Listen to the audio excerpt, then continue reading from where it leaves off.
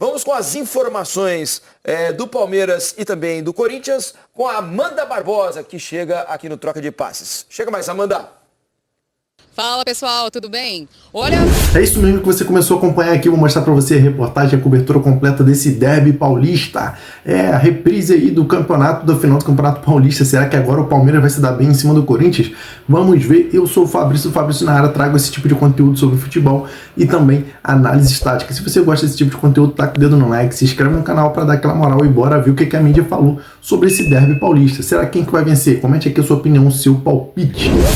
Um pouquinho diferente, com a Arena Barueri ao fundo, vai ser o palco do derby de amanhã às 6h30, comecinho da noite. Palmeiras vai mandar esse jogo aqui porque Gilberto Gil vai cantar lá na arena da equipe, então jogo aqui na segunda casa do Palmeiras, na Arena Barueri. O time encerrou a preparação para esse jogo contra o Corinthians hoje de manhã lá na academia de futebol. Não vai contar com o Rafael Veiga, como a gente já tinha falado da luxação no ombro esquerdo, né? O jogador não vai precisar de procedimento cirúrgico, mas vai ficar ausente aí de algumas partidas. O Palmeiras não deu um prazo específico para isso, mas com toda certeza ausente desse jogo aí contra o Corinthians. Além disso, né, já não tinha aí o Lucas Evangelista. A notícia boa aí para o Palmeiras é que tanto o Marcos Rocha quanto o Paulinho participaram aí dos últimos treinos com bola, integralmente ali, né, sem restrições. É possível que o Marcos Rocha seja relacionado para essa partida. Há muita expectativa em relação ao Paulinho, mas também algumas dúvidas ali se ele já seria relacionado para esse jogo contra o Corinthians, né? Tem grandes chances também de o jogador estar presente entre os relacionados à disposição do técnico Abel Ferreira. A gente acompanha aqui até a movimentação dos torcedores aqui de Barueri, de Palmeiras, já ansiosos por esse jogo também. Então é isso, a gente vai acompanhando essa reta final de preparação, partida amanhã aqui na Arena Barueri, comecinho da noite às 6h30. Grande abraço a todos. Obrigado, Amanda, pelas informações do Palmeiras. Agora o Corinthians, com a Denise Tomás Bastos. Fala, Denise. Tudo bem, amigos do Troca de Passes? Ótima noite para vocês. O Corinthians treinou hoje 4 horas da tarde. O único treino com a equipe completa. Sabemos, claro, que Igor Coronado, Angileri e Gustavo Henrique seguem em tratamento, mas foi um treino dedicado e focado no jogo de amanhã, né, contra o Palmeiras. Vai ser o reencontro dos dois finalistas do Campeonato Paulista. A gente sabe que o Corinthians levou o título do Campeonato Paulista e também ainda não perdeu nesse Campeonato Brasileiro. Terceira rodada é importante nesse começo de campeonato manter a constância. O técnico Ramon Dias preparou a equipe também com jogadas ensaiadas para essa partida contra o Palmeiras, que vai ser fora de casa. No dia do jogo, amanhã de manhã, vai ter uma reativação muscular para esses jogadores. E aí, Coronado, o Angileri e também o Gustavo Henrique farão uma reavaliação para saber se eles terão ou não condições de irem para Barueri enfrentarem o Palmeiras junto com o Corinthians. Jogo muito importante, como eu disse para vocês, o Corinthians quer manter aí a invencibilidade no Campeonato Brasileiro, né? Tem 4 pontos, está na vice-liderança. E, claro, é sempre importante jogar contra o Palmeiras, sempre um jogo decisivo. A gente sabe que tudo pode acontecer num clássico, num derby, inclusive. É isso, gente. As informações do Corinthians, que amanhã às 6h30 da tarde enfrenta o Palmeiras pelo Campeonato Brasileiro. Volto com vocês. Obrigado, Denise, pelas informações. Olha, acho que uma das grandes atrações desse jogo é Paulinho, né? Porque é o jogador que foi contratado com enorme expectativa, uma das principais contratações de clubes brasileiros nessa janela do começo do ano aqui no Brasil. Paulinho foi tirado a peso de ouro do Galo, chegou já lesionado, né? Se recuperou, um problema, uma fratura por estresse na tíbia, né? Na canela, e agora tem condições de pelo menos ficar no banco de reservas. Imagino que vai entrar para jogar alguns minutos, pelo menos, do clássico contra o Corinthians. Imagino também que o torcedor, a comissão técnica, devem estar ansiosos pela estreia do Paulinho para tentar melhorar o rendimento ofensivo do Palmeiras, né, Mansur? A gente tem comentado aqui, às vezes é um pouco previsível o Palmeiras quando tem a bola ao redor da área adversária. A gente pode atribuir, em parte, as muitas mudanças que o time vem tendo, jogadores novos, uma base mais mexida do que em outras temporadas. O Palmeiras que sempre foi mantendo espinha dorsal ano após ano e fazendo mexidas que a gente quase não percebia, né? De uma temporada para outra. Mas é verdade também que no ano passado o Palmeiras teve momentos de dificuldade ofensiva já, né, em termos de construção, de repertório ofensivo. Então é um ponto de trabalho para a comissão técnica sempre. É ver qual é o plano para o Paulinho, né? Porque é um jogo que tem sido marcado por uma certa rispidez excessiva, um jogo muito duro. Se a comissão técnica vai entender que é apropriado o momento de usar o Paulinho, que não joga há tanto tempo. Que se ele vai para o banco, é óbvio que clinicamente ele está absolutamente pronto, liberado. Aí entra a questão de ritmo, de como ele pode suportar. Confiança. Né? Porque os últimos Corinthians e Palmeiras têm tido um nível de fricção, digamos assim, muito, muito alta, né? Aliás, a única coisa que eu espero desse clássico é que ele seja um pouco melhor do que os outros, né? Os 2 jogos da final do Campeonato Paulista foram difíceis de ver, foram muito fracos, muito brigados, pouco jogo em si. O que me faz acreditar que talvez o jogo seja melhor é justamente o fato de que ele não coloca diretamente tanta coisa em jogo quanto uma final de campeonato, né? Porque o jogo da fase de classificação do Paulista foi melhor do que as finais. Sim, mas talvez também carregue uma atenção acumulada também por 2 jogos recentes, né, nas finais do Campeonato Paulista. Tomara que seja um jogo um pouco melhor, né? Porque foi, como espectador, a gente entende que quem está envolvido diretamente com o jogo, o torcedor, tem a tensão de uma final, quer ganhar o título, tem a rivalidade com o oponente, mas da nossa parte como observador do jogo, é esperar um jogo um pouco melhor, né? Porque é o seguinte, né, Alex, você jogou muitos clássicos, né? Quando há clássicos em sequência, você enfrenta diversas vezes os mesmos adversários. Os embates normalmente são sempre com os mesmos jogadores. Por exemplo, é o ponta direita contra o lateral esquerdo. É o ponta esquerda contra o lateral direito adversário. Então são 3 jogos seguindo você contra aquele cara ali, né? E isso às vezes carrega um pouco da questão psicológica, né? Por algum embate um pouco mais duro, fica aquela raivinha. A hora que der, dá uma chegada, né? Não é tipo isso, Alex? E não dá, você não precisa esperar tanto tempo, né? Para amargar, de repente, um resultado ruim, ou de você, de repente, não tem tempo de comemorar muito aquilo que você conquistou. Mas o importante, acho que pro Palmeiras, é ele tentar começar a criar esse vínculo maior com o Barueri, porque é uma casa dele. Os resultados, não, na maioria, o aproveitamento... A gente vai mostrar os números aqui. Os números não são muito bons. É até normal. No Allianz Parque, é até normal, óbvio. Mas tem que começar a criar esse vínculo. Para criar esse vínculo, você tem que ir jogando, né? Para poder falar, poxa, não, aqui nós somos fortes também. Deixa eu mostrar para vocês aqui o Palmeiras na Arena Barueri, só sob o comando do Abel Ferreira, tá? São 14 jogos, com 8 vitórias, 1 empate e 5 derrotas. O aproveitamento é de 59,5%, número abaixo do normal do Palmeiras. Mas não pode falar que é ruim, né? Tem mais derrotas, né, do que de repente não. 5 derrotas em 14 jogos, pro nível que o Palmeiras tem jogado nos últimos anos e tem mantido com o Abel, é um número alto até, se a gente comparar, por exemplo, com esse mesmo percentual no Allianz Parque, né? São 25 gols marcados e 14 porque gols assim, sofridos. Felipe, como eu disse, são 3 jogos já, né, entre Corinthians e Palmeiras, Palmeiras e Corinthians, nessa temporada 2025. A gente mostrou aqui, a gente vai mostrar para vocês os campinhos com as escalações desses 3 jogos, para vocês sentirem a evolução desses times ao longo da temporada, as mudanças que Abel e Ramon Dias têm feito nos times. Olha, esse é o jogo do turno do Campeonato Paulista, antes dos 2 jogos decisivos, tá? O Palmeiras teve o Everton, 3 zagueiros, Gustavo Gomes, Murilo e Naves. O meio-campo com o Mike de um lado, Piquerez do outro, Richard Rios, Rafael Veiga e Maurício, Estevão e Facundo Torres. Ou seja, um time faceirinho, né? Um time ofensivo. Tem uma coisa que a gente vai ver nas formações. O jogo em que claramente o Palmeiras foi o melhor time, foi esse. Foi o primeiro. Isso.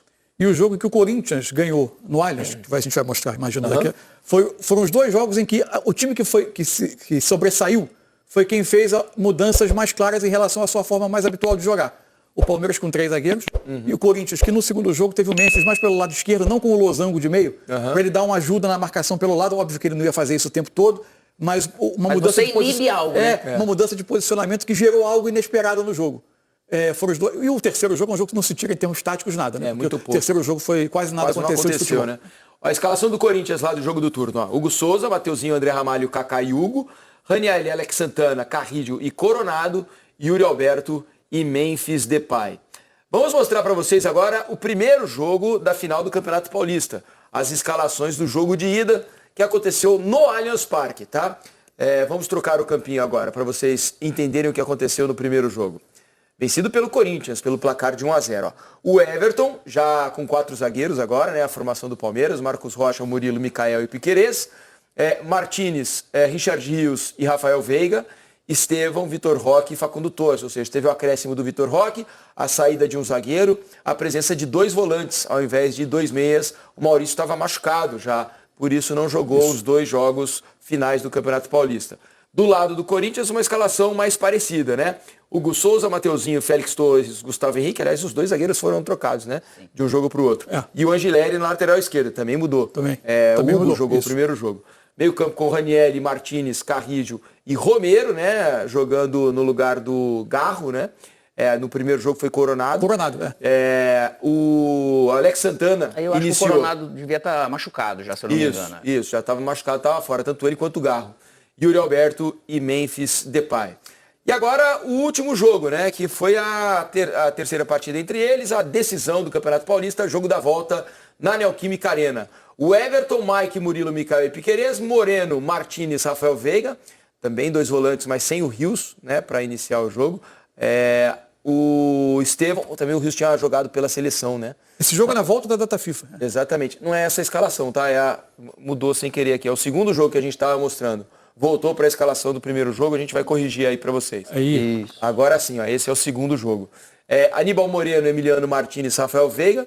No ataque, Estevão, Vitor Roque e Facundo Torres. O Corinthians veio com Mateuzinho, Hugo Souza, né? Mateuzinho, Félix Torres, Gustavo Henrique Angileri, Ranieri, Carrillo, Martínez e Garro, Yuri Alberto e Depay. Então a única mudança em relação ao primeiro jogo do Corinthians foi a volta do Garro, né? Só, né? Só como titular. Que faz bastante diferença. E depois voltou a ficar fora agora para se recuperar de lesão. Algo que o Palmeiras pode ter também nesse jogo contra o Corinthians, não imagino que de início, mas que é outro jogador que pode fazer diferença, é o Maurício. Maurício está à disposição no banco de reservas, já esteve no último jogo, né? Não entrou na partida da Libertadores. É um cara que estava fazendo uma temporada espetacular até se machucar.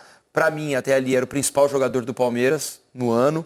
E com a perda do Veiga, isso se torna ainda mais importante. Né? Tudo indica que dessa vez, a gente vai mostrar o campinho já. Vamos mostrar o campinho agora do Palmeiras, então, da provável escalação de amanhã.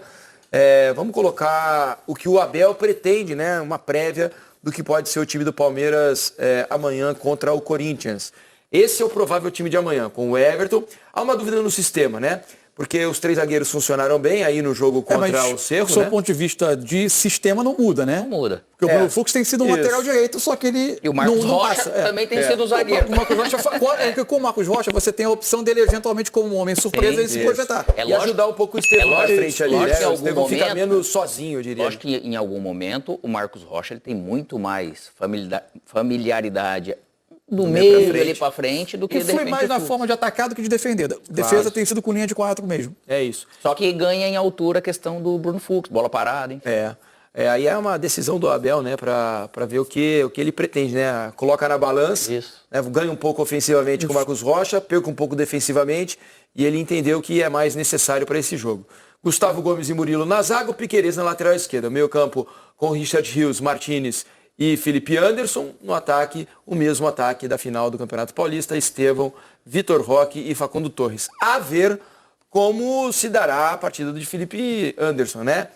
Se imagina. Mas eu também não sei se acho que vem Emiliano de primeiro homem, Richard Rios. Isso. Com Felipe Anderson. Assim, em geral, o Emiliano é mais um 5 e o Richard Rios sai um pouco mais. Só que bem naquele jogo que teve a roubada de bola do Memphis em cima do Richard Rios, foi nessa formação com ele ali. Foi ali que a torcida pegou um pouco no pé do Rios, começou a pegar no pé, culminando com o gesto de silêncio para a torcida depois do gol no meio de semana contra o Cerro Porteño. E normalmente o Rios joga mais do lado direito, né? E o Felipe Anderson, talvez. A dúvida, você sabe, eu não sei o que o Abel está pretendendo.